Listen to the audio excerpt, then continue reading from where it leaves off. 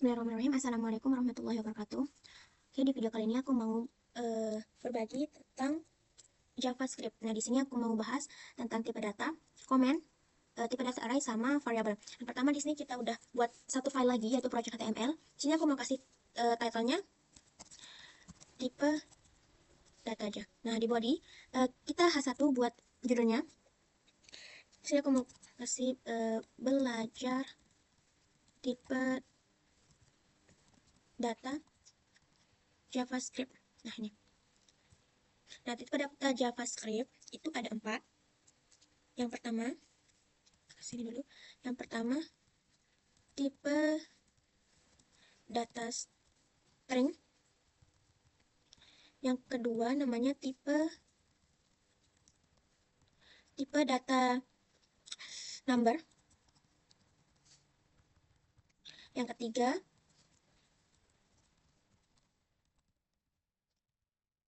tipe data boolean. Yang keempat itu tipe data array.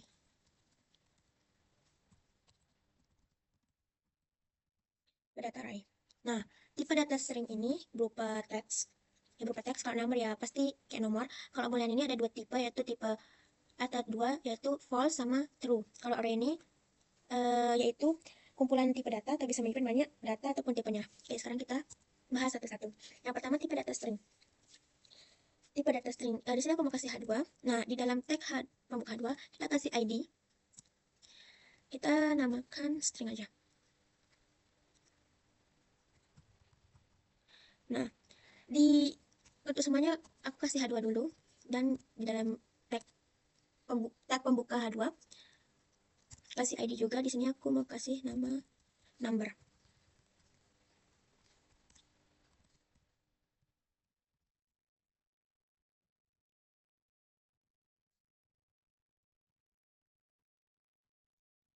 Di sini kita kasih H2 dulu semuanya. Salah.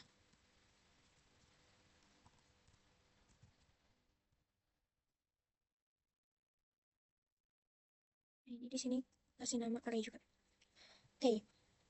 Di sini kita bisa lihat. Nah, ini cuma satunya aja kan yang terbaca. Nah, caranya untuk memanggil H2-nya, kita di sini karena kita memakai JavaScript, kita panggil kodenya itu script. Nah, yang pertama tipe data string. Kan tipe data string itu kayak teks gitu kan. Di sini kita kasih variabel atau var.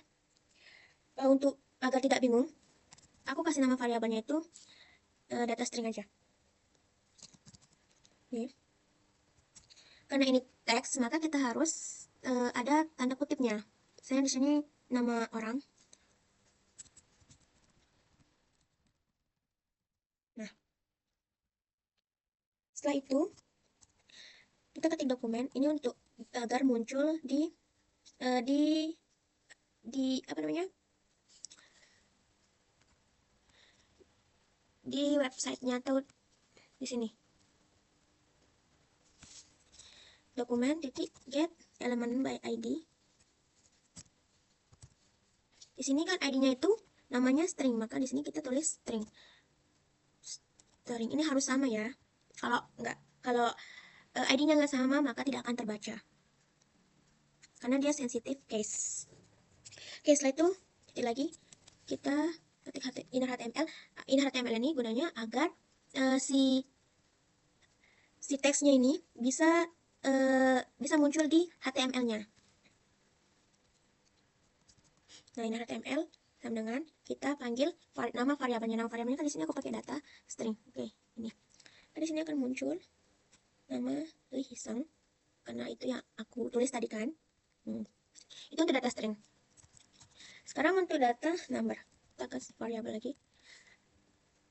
Nah, sini aku mau kalau kalau number tidak perlu pakai tanda kutip, langsung aja tulis. Misalnya aku kasih 01. Nah, sini dokumen get element by ID. Karena di sini namanya juga di ID-nya namanya juga number, berarti kita tulis number titik inner HTML. panggil nama variabelnya, data, number. Nah, maka di sini akan terbaca angka 1. Selanjutnya itu data, tipe data array. Bukan array, tipe data boolean, sorry. Sama juga aku di sini kasih nama yang kayak sebelum-sebelumnya. Kan data boolean itu ada dua, ada true sama false. Sini kita tulis saja true. Terus kita panggil dokumen titik get elemen by id tanda kurung. Karena di id-nya di sini ada namanya boolean, kita samakan titik inner html data boolean. Nah, maka di sini akan terbaca true. Ini akan terbaca true di sini.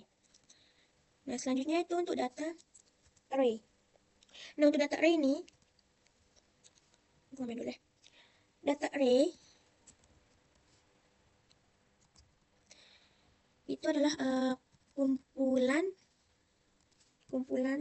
tipe data yang mana dia itu bisa menyimpan banyak data apapun tipenya. Nah, dari di sini seperti apa? Pakai data array. Nah, kalau data array itu kita pakai kita pakai kurung siku. Nah, di sini misalnya kita bisa memasukkan data string, data number ataupun data boolean.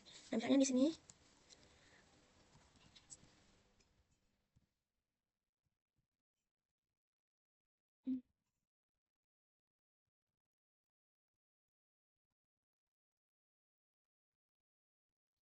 masukkan number juga, misalnya 1 sama terus aja deh. Nah, di sini akan kebaca. Sorry, kita belum dokumen. Dokumennya ini jangan dilupakan.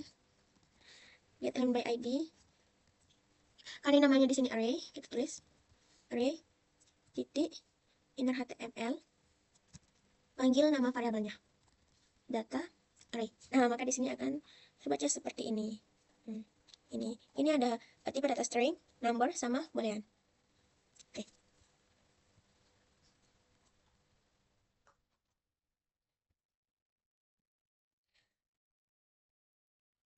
Nah, di data array juga kita bisa mengubah salah satu dari nama tersebut atau dari data tersebut.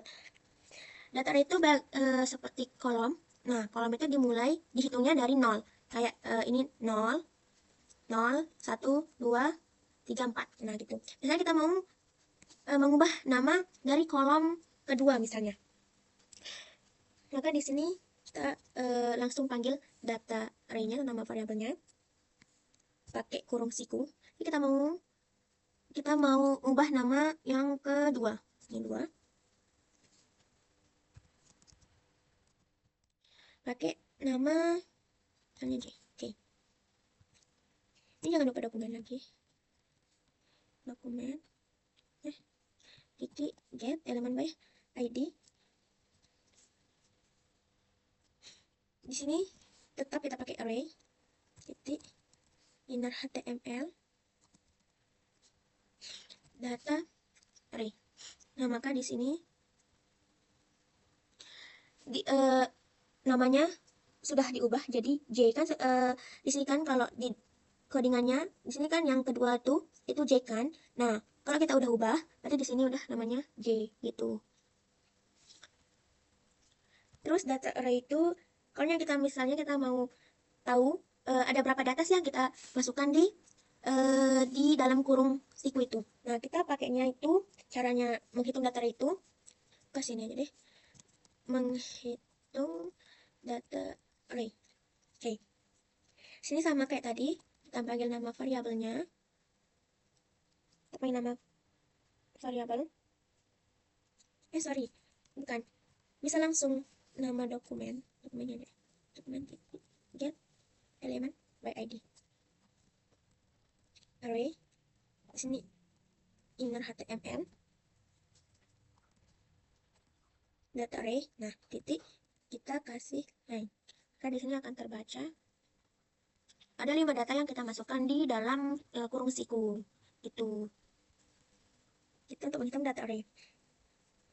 Nah, ada satu juga yang namanya Push itu buat menambahkan data baru di paling belakang. Misalnya di sini kita panggil dulu data array, nama variabelnya, untuk itu titik push tuh. Karena di sini aku mau tambahin nama gini. Nah, jangan lupa dokumen titik get element by id. Ini array inner html data array. Maka di sini akan terbaca namanya Niki di paling belakang, tapi ya karena push itu fungsinya menambahkan data baru, tapi tempatnya paling belakang itu untuk push. Oke, ini untuk tipe data. Ini tipe data, comment sama array. Sekarang untuk variabel. Di sini kita buat file baru lagi, kasih nama var html. Nah,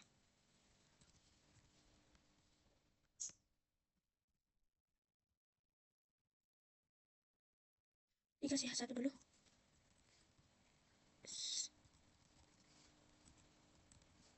Belajar variabel. Oke. Jadi kita udah belajar variabel. Nah, di sini kita kasih H2, misalnya kita mau styling H2 juga nggak apa-apa, tapi di sini aku mau kasih ID seperti sebelumnya, kasih ID.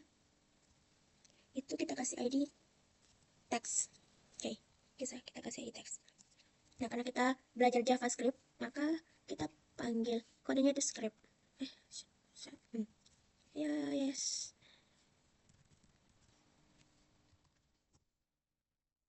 Nah, gini. Ya, aku mau komen dulu. Variabel itu ada 3. Yaitu ada namanya var, let, sama const atau konstan. Nah, variabel var sama let itu dia sama dan nilainya bisa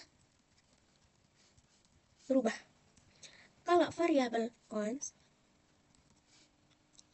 dia itu nilainya nggak bisa berubah karena sifatnya konstan.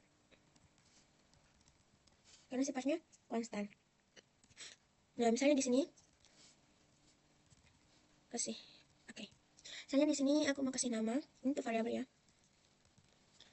Aku mau kasih nama someone. Yes. Kita dokumen dulu. Kita kasih dokumen titik get element by id. ID-nya kan tadi text, berarti kita text titik inner html nama. Ini kita open cancel. Nah, akan muncul seperti ini. Nah, kalau kita kasih nama lagi, misalnya nih, kita kasih nama check misalnya, maka ini akan berubah. Nah, ini akan berubah jadi check gitu. Nah, gitu untuk variabel. Nah, misalnya ini untuk variabel depan, misalnya ini kita menggabungkan gitu. Misalnya aku mau park, ini variabel depannya, terus tengahnya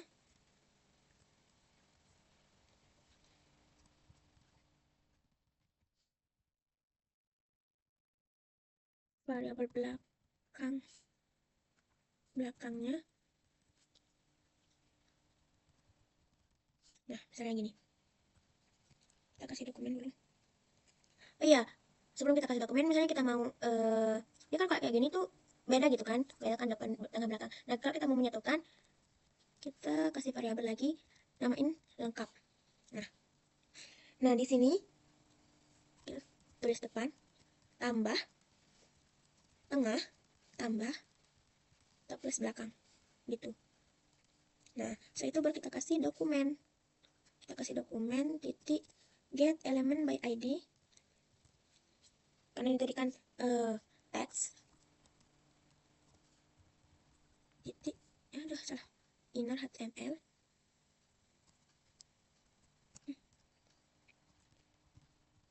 Lengkap. Misalnya kita mau tambahin kata. Kita mau tambahin kata ini. Nah, maka di sini akan terbaca seperti ini. Pak Johnson JJ1 gitu. Itu untuk variabel. Oke, mungkin hanya ini yang bisa saya sampaikan. Kurang lebihnya mohon dimaafkan kalau ada kekurangan.